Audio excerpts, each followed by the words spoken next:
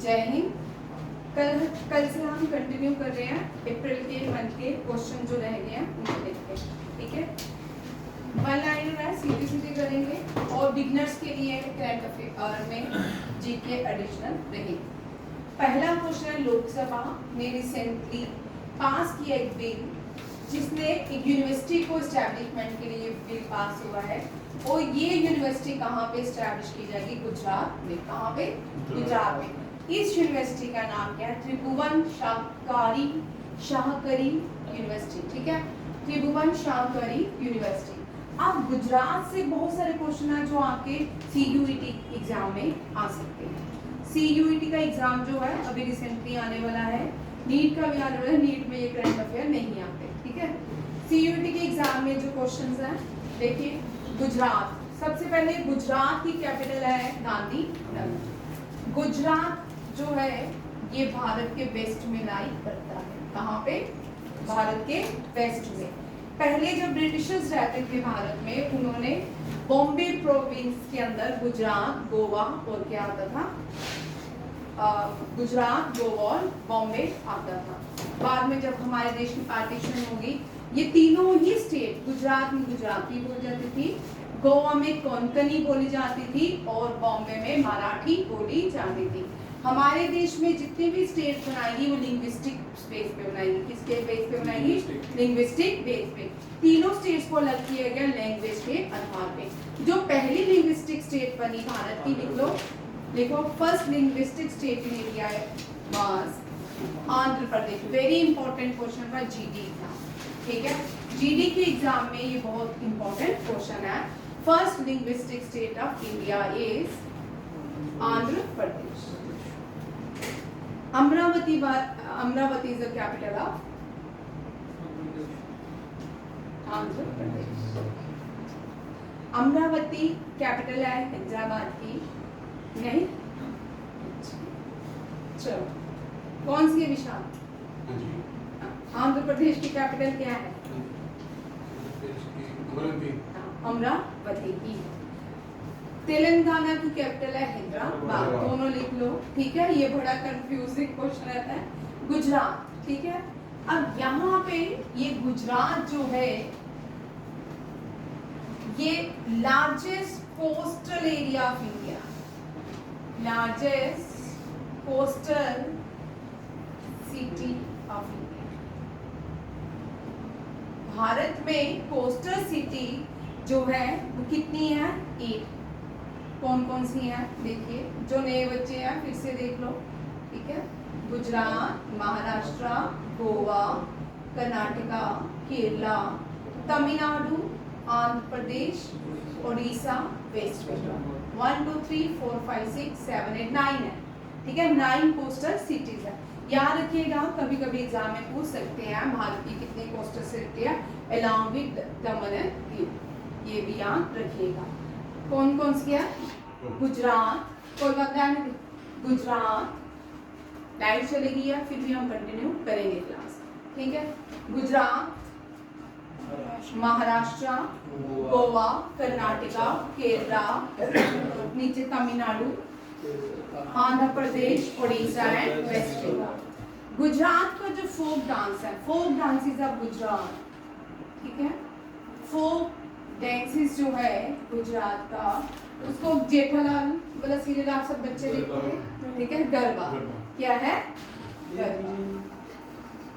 सब लोग, हाँ, ठीक है, गरबा जो है फोक डांसेस ऑफ गुजरात में। गुजरात जो है, जो भारत का पहला पोर्ट, भारत का आजादी से पहले जब भारत गुलाम नहीं था, गुलाम था, जब ब्रिटिशर यहाँ पे रूल करते थे, भारत का सबसे बड़ा जो पोर्ट था वो कराची पोर्ट था। ठीक है, कौन सा था? कराची पोर्ट।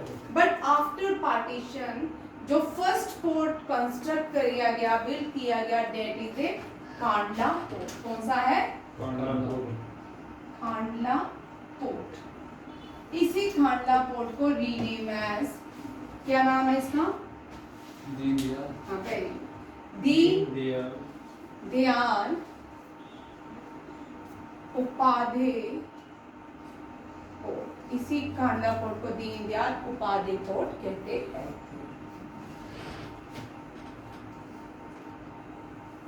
गुजरात में जो डेजर्ट है उस डेजर्ट का नाम रन ऑफ कच्छ। पहले क्या होता था, पाकिस्तान कभी भी भारत में जितनी 2 वॉर हुई है तो इनमें एयर स्ट्राइक कर देता था। इसके पास जो भी एक एयरफील्ड था भारत का, वहां पे भी स्ट्राइक की गई थी एक वॉर में, ठीक है। इस रन ऑफ कच्छ में जो नदी आती है, जो रिवर आती है, ये लूनी, कौन सी है? लूनी। ये लूनी रिवर यहाँ पे इनलैंड में जमीन के अंदर चले जाती है। कहाँ चल जाती है? ठीक है, इनलैंड रिवर है। नहीं आयुष, समझ आया? ठीक है, ये इनलैंड लूनी रिवर, जो लूनी रिवर है ये ओरिजिनेट होती है पुष्कर से। पुष्कर राजस्थान में। पुष्कर ब्रह्मा जी का एक ही टेम्पल है भारत में, जो ब्रह्मदेव हैं, ठीक है, उनका एक ही टेम्पल है पुष्कर में, ठीक है। पुष्कर कहाँ पे है? राजस्थान में। ये नियर पुष्कर से ओरिजिनेट होती है और इनलैंड होती है कहाँ पे आके? हाँ, राजस्थान के रन ऑफ कच्छ।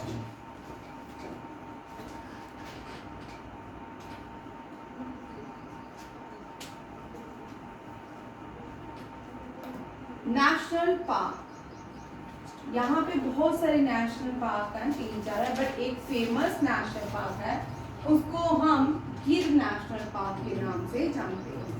गिर नेशनल पार्क। गिर नेशनल पार्क बहुत बार एग्जाम में आता है। इस गिर नेशनल पार्क को हम क्या कहते हैं? Famous for Asiatic geology. कौन सा नेशनल पार्क है? वेरी इंपॉर्टेंट, तनीषा, ठीक है। ये तेरे एग्जाम CUT GD वाले जो बच्चे हैं उनके लिए बड़े एग्जाम में इंपॉर्टेंट क्वेश्चन है। ये बेसिक क्वेश्चन है NDA के लिए, ठीक है, ये भी याद रखना है। Famous Asiatic lion, which national park is famous for Asiatic lion? गिर नेशनल पार्क।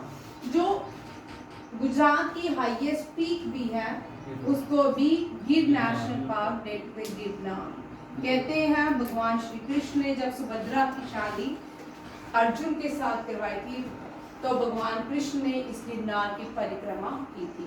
आज भी ये ट्रेडिशन है, भगवान ने परिक्रमा की थी इस गिरनार की, आज भी वहां पे गिरनार की परिक्रमा की जाती है, ठीक है। गुजरात में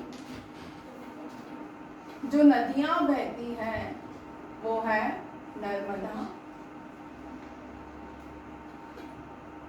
तापी, गोदावरी। कौन कौन सी है? नर्मदा, तापी और गोदावरी। साबरमती भी बहती है। साबरमती के संत तूने पढ़ दिया कुमार, ठीक है। ये साबरमती जो है साबरमती आश्रम से बहती है। गुजरात में कौन कौन सी? नर्मदा। नर्मदा जो है यहाँ पे statue of unity, statue of unity जो है ये क्या है? दुनिया का सबसे बड़ा स्टैचू है, दुनिया का सबसे बड़ा स्टैचू है। अभी एक एक करके पढ़ेंगे, ठीक है।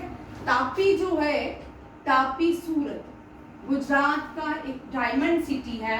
देखो डायमंड सिटी किसको कहते हैं? सूरत को। ये सूरत जो है, तापी जो सिटी, सूरत जो है तापी नदी के किनारे है। गोदावरी नहीं, गोदावरी नहीं है भाई, साबरमती है। गोदावरी कहाँ की? उल्टी और ईस्टर्न साइड, ठीक है। साबरमती, तभी बोलो 4 नदियां कहते, मैंने अपनी तरफ से साबरमती लिखा। साबरमती आश्रम, ठीक है। Gandhi ji was born in, Gandhi ji was not born in Sabarmati Ashram, Gandhi ji was born in, बड़ी फेमस जगह है। पुडुचेरी थोड़ी नहीं, तीसरी नाम है Porbandar. Gandhi ji was born in Porbandar. Gandhi ji started Dandi march from Sabarmati ashram. Gandhi ji started Dandi march from Sabarmati ashram. आप देखो एक एक करके आ रहा है। स्टैचू ऑफ यूनिटी, हमारे पास बहुत लाइट चले भी जाए तब भी हमारे पास बहुत काम है, ठीक है। स्टैच्यू ऑफ यूनिटी, इस स्टैच्यू ऑफ यूनिटी से सारे क्वेश्चंस दिखेंगे, वेरी वेरी इंपॉर्टेंट, ठीक है। ये सारे एग्जाम के लिए इंपॉर्टेंट है। स्टैच्यू ऑफ यूनिटी डेडिकेट होता है सरदार पटेल, सरदार वल्लभ भाई पटेल। इनको एक टाइटल दिया गया है, इनको 2 टाइटल दिए जाते हैं, that is the iron man of India, iron man of India, and इनको बिस्मार्क ऑफ इंडिया भी कहा, बिस्मार्क ऑफ इंडिया भी कहा जाता है, ठीक है। और इन्होंने एक मूवमेंट की थी सरदार पटेल ने, उस मूवमेंट का नाम जो है वो क्या है, उस मूवमेंट का नाम बरडोली मूवमेंट है। क्या है? बरडोली मूवमेंट। पहले भारत के जो फाइनर्स होते थे ना, बहुत कुछ सीख सकते थे। आजकल इनका रील्स में ये ट्रेंड ही चल रहा है कि सरदार पटेल की वाइफ बहुत सीरियस थी, वो बॉम्बे ले गए थे, तो सरदार पटेल की वाइफ को ऑपरेट होना था, तो उसके बाद सरदार पटेल को एक केस भी, एक व्यक्ति पे केस चल रहा था, उसको पनिशमेंट, कैपिटल पनिशमेंट से बचाना था, तो सरदार पटेल 2 दिन के लिए गुजरात वापस जाते हैं। तो वहाँ पे क्या करते, वहाँ पे जैसे केस की हियरिंग होती है, सरदार पटेल को चिट्ठी मिलती है, उसमें लिखा होता है कि आपकी वाइफ की मृत्यु हो गई है। तो सरदार पटेल 2 मिनट सोचते हैं केस को, उस व्यक्ति को क्या करते हैं कि उसको कैपिटल पनिशमेंट से रिहा करवाते हैं, और साथ वाला जो साथी होता है बोलता है कि चिट्ठी में क्या लिखा है, चिट्ठी में लिखा होता था कि सरदार जी की वाइफ की मृत्यु हो गई। इस तरह भाई जो फाइनर्स हैं वो उन्होंने त्याग करके ही बड़ा कुछ पाया है। हम हो तो उधर ही मर जाए कि ऐसा कुछ हो जाए तो पहले तो हम क्लैप्स ही हो जाए, ये क्या हो गया। हम नॉर्मल लोग तो किसी के भी परिवारजन के किसी के जाने से 5-6 साल तो उठते नहीं है, पीछे चले जाते हैं, 10 साल जिंदगी हमारी। तो ये इसीलिए फाइनर्स होते हैं जिन्होंने देश के लिए कुछ करना होता है, या जो बड़े अचीवमेंट हैं वो अपने लिए कम सोचते हैं। हम तो एक दुख में ही चले जाते हैं, लंबे समय में एक दुख में चले जाते हैं कि हमारे साथ क्या हो गया, हमारे कैसे अपने चले जाते हैं। बट यहाँ पे सरदार पटेल ने उस व्यक्ति को एक सीख भी मिलती है, उन्होंने अपना कर्तव्य फर्स्ट रखा, फिर बाकी काम किए, ठीक है। ये बड़ा इंपॉर्टेंट है। सरदार पटेल जो थे, बरडोली मूवमेंट बड़ी इंटरेस्टिंग मूवमेंट है, जो नए बच्चे हैं वो सुनिए।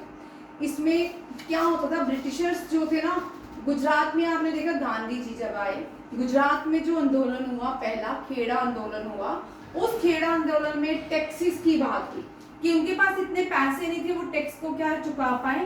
तो इस बरडोली गांव है, बरडोली गुजरात में गांव है, वहां के लोग सरदार के पास जाते हैं, सरदार पटेल के पास जाते हैं। आप क्या करें, सरदार पटेल अपने जो डिटेक्टिव होते हैं उनको कहाँ भेजते हैं, पुलिस स्टेशन, जाओ देख कौन सा व्यक्ति आज इस गांव में किसके घर आ रहा है।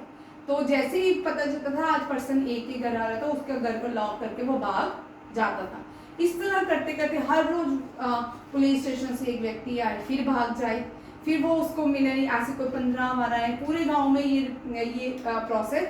फिर वो जो पहले भाग गया वो वापस नहीं आया, फिर पुलिस स्टेशन में पता चलता था आज इसके घर जाना है, तो फिर वो भी भाग जाता था ताला लगा के कहीं और। इसी तरह फिर इतने ब्रिटिशर्स तंग हो गए, इस बरडोली मूवमेंट में उन्होंने वहाँ के बरडोली गांव के लोगों का टैक्स क्या कर दिया, माफ कर दिया। ये सरदार पटेल जैसे लोग ही करवा सकते हैं। आज सरदार पटेल होते JNK को, JNK का जो आज इतना सारा स्यापा बढ़ा है तो वो नहीं होता, क्योंकि सरदार पटेल ने भारत की पूरी रियासतों को एक यूनाइट किया, भारत में मर्ज किया, जिसके बिना कन्फ्लिक्ट के। बट एक JNK एक ऐसा रह गया जो सरदार पटेल के हाथ में नहीं आया, और इसके कन्फ्लिक्ट्स आज तक हम सब भुगत रहे हैं, ठीक है। ये बरडोली मूवमेंट बड़ी इंपॉर्टेंट है। यहाँ पे एक स्लोगन भी दिया गया, ये सारे इंपॉर्टेंट है, NDA आपको क्वेश्चन आते हैं, ठीक है, एसएससी में भी आते हैं, सारे एग्जाम में सरदार पटेल से क्वेश्चन रहता है। स्लोगन लिखो भाई। हाँ, डोंट गिव टैक्स, कर मत दो। विक्रांत ठीक हो रहा है, डोंट गिव टैक्स और कर मत दो। ये सरदार पटेल का है, ठीक है। इनको बिस्मार्क क्यों कहा जाता था? इनको बिस्मार्क जो थे उन्होंने जर्मनी की यूनिफिकेशन की थी। किसने? जर्मनी की unification, unified Germany, Ottoman Bismarck ने जर्मनी की यूनिफिकेशन की थी। उसी से ही क्या हुआ, ये बिस्मार्क ऑफ इंडिया कहलाते हैं।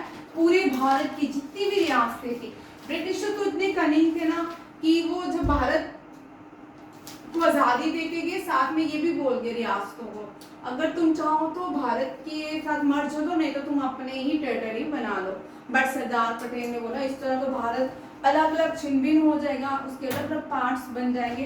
तो यहाँ पे सरदार पटेल ने क्या किया, साथ यूनिफाइड किया, हर एक राजा से मिलके उसको इंडिया में मर्ज किया। ये बड़ा इंपॉर्टेंट है। अभी मैं इसको पढ़ाऊंगी। यहाँ पे जर्मनी यूनिफाइड बाय कौन? Ottoman Bismarck. अब सरदार जो पटेल थे, ये जब आजादी हुई, भारत आजाद हुआ, तो सब लोगों ने भारत का प्राइम मिनिस्टर अपॉइंट करना था। सारे के सारे वोटिंग जो है वो किसको होगी? सरदार पटेल को। ये सरदार पटेल को जवाहरलाल नेहरू को कोई भी वोट नहीं बना।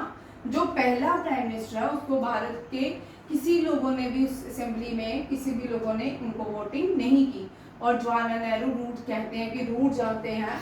फिर महात्मा गांधी पत्र लिखते हैं किनको? पटेल को, क्योंकि वो भी गुजराती थे। फिर वो गांधी जी वो पढ़ के अपने टेबल के नीचे चुपचाप चल जाते हैं और ये as a first home minister appoint हो जाते हैं। जितने भी भारत के फर्स्ट होम मिनिस्टर अपॉइंट हुए, बड़े खतरनाक होम मिनिस्टर गुजरात से रहे। रिसेंटली जो होम मिनिस्टर है वो भी गुजरात से है, उनका नाम अमित शाह। और अब इनका ये फर्स्ट होम मिनिस्टर बने। ये क्या बने? First home minister. इसके बाद ज्यादा होम सर्वाइवल नहीं किया इन्होंने, इनकी मृत्यु हो गई थी, ठीक है। सोमनाथ टेम्पल जो है वो कहाँ पे है? गुजरात में। और वो गुजरात में, क्योंकि हमने बचपन से सुना है कि सोमनाथ टेम्पल में लुटेरे आए थे, 17 बार लुटेरों ने सोमनाथ टेम्पल को लूटा। हाँ, शिव जी का टेम्पल। हाँ, तो 17 बार। यहाँ पे बोलते कि भारत को सोने की चिड़िया कहा जाता था। पहले क्या होता था, राजा महाराजा जितने भी जीतते थे, सारा जो इन्वेस्टमेंट होती थी वो टेम्पल्स में करते थे। गोल्ड लगा होता है इन टेम्पल्स में, इतना सारा मटेरियल होता था जो बाहर से आता था, इन टेम्पल्स की लूटता था और वहां से सारा सामान उठा के ले जाता था। इसलिए भारत को सोने की चिड़िया कहा जाता था। अब शायद भगवान करे आगे भी भारत सोने की चिड़िया रहे। Sardar Patel first home minister of India. और सोमनाथ टेम्पल में जैसे वहां पे गांधी जी ने और सरदार पटेल ने डिसाइड किया अब हम आजाद हो गए हैं तो हमें सोमनाथ टेम्पल रीबिल्ड करना है। सोमनाथ टेम्पल रीबिल्ड करने के लिए उन्होंने किसी भी भारत के गवर्नमेंट ऑफ इंडिया से कोई भी फंडिंग नहीं ली। बोलते कि इतना पैसा आया, लोगों ने ही इस टेम्पल के लिए पैसा दिया और ये लोगों ने बनवाया इस टेम्पल को। गांधी जी ने और सरदार पटेल ने डिसाइड किया था कि वो किसी से भी कोई पैसा, गवर्नमेंट ऑफ इंडिया का पैसा उस टेम्पल में नहीं लगाएंगे। अब सरदार पटेल का जो स्टैचू है, स्टैचू ऑफ यूनिटी, इससे पहले जो स्टैचू सबसे बड़ा था वो स्टैचू ऑफ लिबर्टी था। कौन सा था? Liberty. Statue of liberty France ने बनाया था। किसने बनाया था? फ्रांस ने यूएसए को गिफ्ट किया। और आज स्टैचू ऑफ लिबर्टी जो है वो कहाँ पे है? न्यूयॉर्क में है। इस स्टैचू के एक हाथ में एनलाइटमेंट है तो एक हाथ में कॉन्स्टिट्यूशन है। ये जो स्टैचू है, जितने भी फीमेल कंट्रीज जो हैं उनको फीमेल माना जाता है। कंट्रीज के लिए हम शी का यूज करते हैं। किसके लिए? कंट्री को हम जननी मानते हैं, दुनिया पूरी उसको शी का यूज करते हैं। जैसे फ्रेंच रेवोल्यूशन में जर्मनी की एलिगोरी थी, जर्मेनिया, वो भी क्या थी, वो भी वो शी थी, जर्मेनिया बनाई गई थी। ठीक है, भारत माता ऐसा नहीं है कि भारत एक देश है तो उसके पहले डिसाइड किया गया इसकी भारत माता है, भगवती को बनाया गया। ये जो है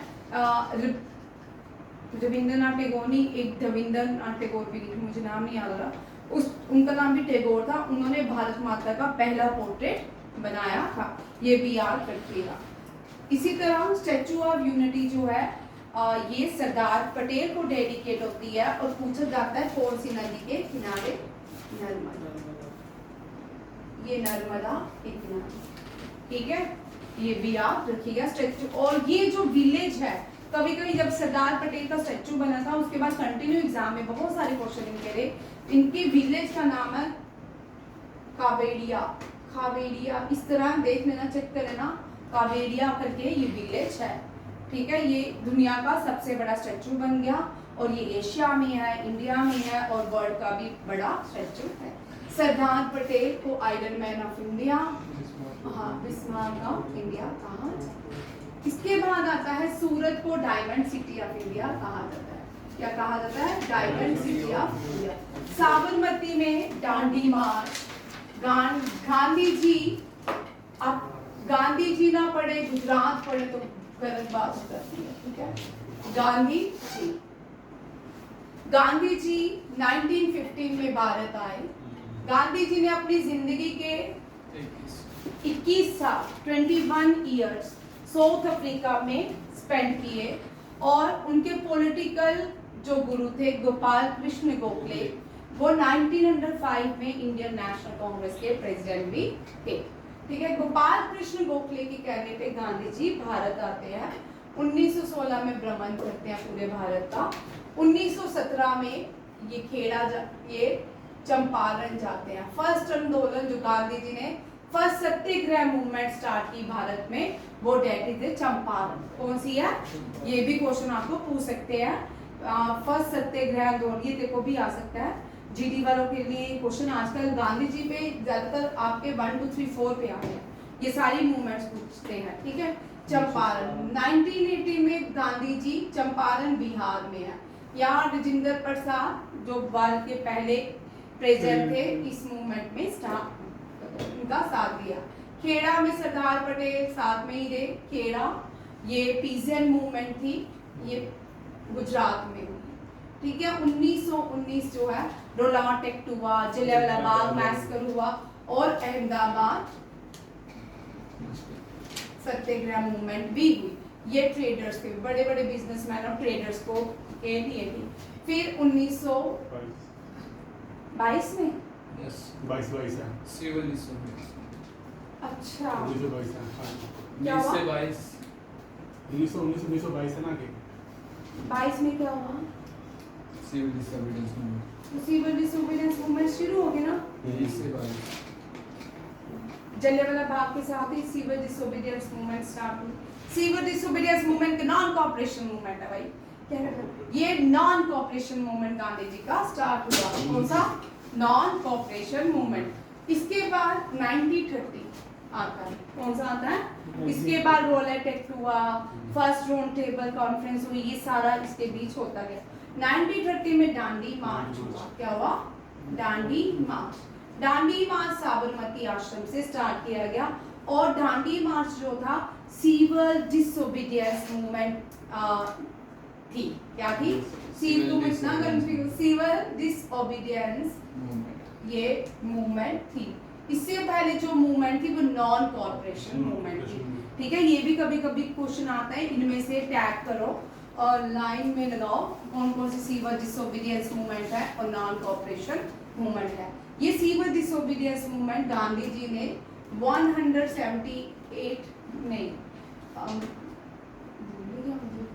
78 लोगों के साथ क्या 390 में चले ना, क्या होता? 390 माइल्स चले थे ना गांधी जी। 390 माइल्स हाँ है। 390 है। चलो ठीक है, 390 होंगे। चलो अब मुझे भूल गया, 390 नहीं है, 270 चलो कोई बात नहीं। 78 लोगों के साथ गांधी जी साबरमती आश्रम से चले और कहाँ पहुंचे, Dandi. Dandi is a place in Gujarat. Bharat अगर पाकिस्तान से ट्रेड बंद होता है तो नमक नहीं आएगा। कौन सा नमक, टाटा साल्ट भी पाकिस्तानी की, सॉल्ट रॉक, ठीक है, जो लोग खाते हैं। पाकिस्तान में ही सबसे ज्यादा गॉइटर की जो डिजीज है कमी, आयोडीन की कमी से होती है। जो सॉल्ट रॉक है उसमें आयोडीन की डेफिशिएंसी है। भारत का जो टाटा नमक है, भारत का अपना नमक है, उसमें आयोडीन की डेफिशिएंसी नहीं होती है। भारत में बहुत कम लोगों को गाइटर होता है, बट पाकिस्तान में मोस्ट कॉमन डिजीज पाई जाती है, ठीक है, due to the deficiency of iodine. 387 kilometre है जो 240 माइल्स बनता है। ठीक है, चलो अब ये दांडी मार्च, ठीक है, गांधी जी ने दांडी मार्च कहाँ नमक को सॉल्ट लॉ वायलेशन कहाँ किया, दांडी में जाके। इस दांडी एक, मैं सोचती थी कि बचपन में दांडी गांधी जी डंडा लेके चलते हैं तो इसलिए इसको बोलते हैं दांडी मार्च। दांडी मार्च नहीं है भाई, Dandi is a place in Gujarat. जब हम छोटे होते थे तब तो अलग माहौल था, ठीक है, ये सारा गुजरात में। अब गुजरात में कुछ यूनेस्को वर्ल्ड हेरिटेज साइट भी क्या है,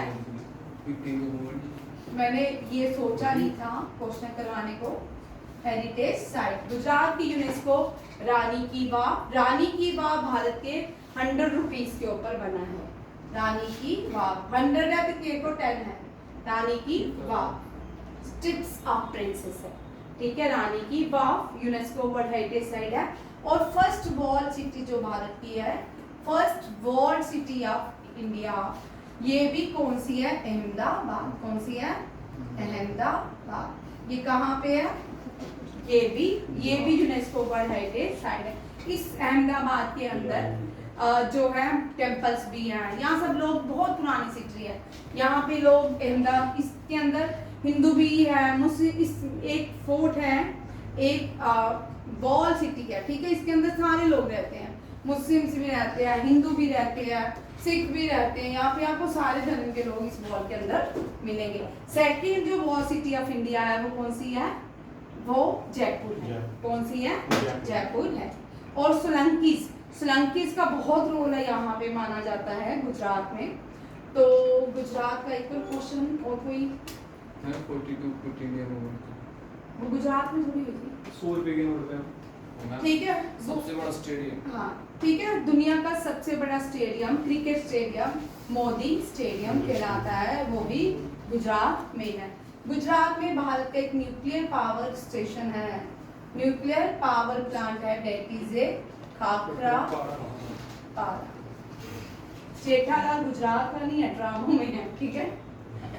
काइट और- फेस्टिवल, ठीक है, काइट फेस्टिवल, चलो भाई, काइट फेस्टिवल मकर संक्रांति के दिन यहाँ पे 13 जनवरी को एक लोहड़ी, 14 जनवरी को एक फेस्टिवल ऑर्गेनाइज किया जाता है, काइट फेस्टिवल। कौन सा है, काइट फेस्टिवल। एनडीए में 2021 में क्वेश्चन था कि काइट फेस्टिवल सूरत में कौन सी नदी के किनारे ऑर्गेनाइज किया गया, ये भी आ सकता है, ठीक है।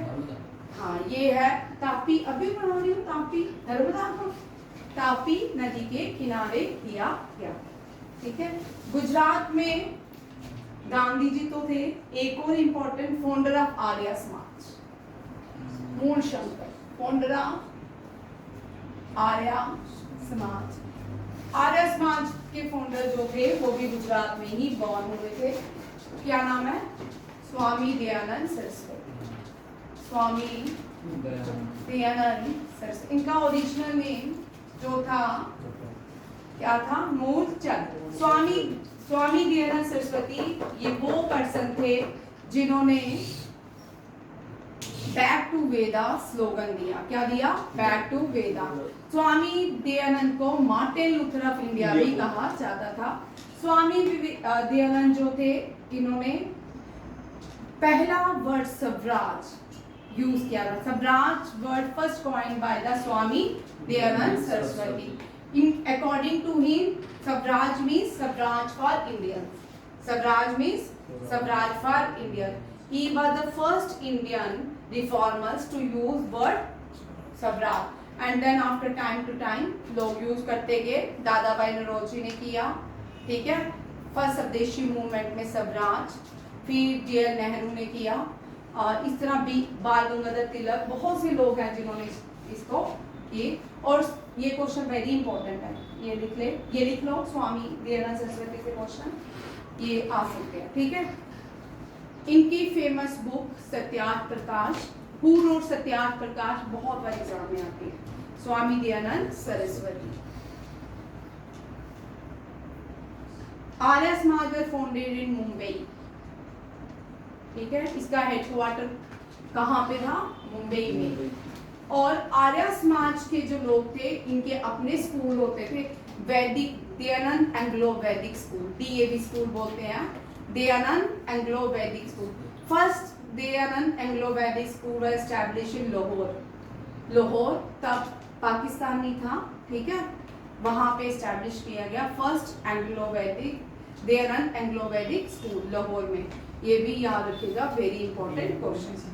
और जो आप जितना भी बेल्ट देखिए ना पाकिस्तान की तरफ, जितने भी हिंदू वहां से आया, सब आर्य समाज को फॉलो करते हैं, चाहे वो मीरपुर के हैं, कोटी के हैं, मुजफ्फराबाद से, जितने भी वहाँ पे इनका आर्य समाज का बहुत इन्फ्लुएंस था। अब तो कम हो गया, तब आर्य समाज का भारत में बहुत सारा इन्फ्लुएंस था।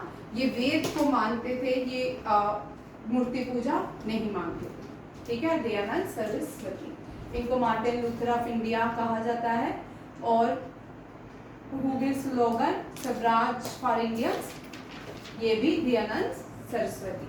चलिए आज का ये तो बिना लाइट की एक सेक्शन हुआ। थैंक यू, जय Hind. Next current affair non stop चलेंगे।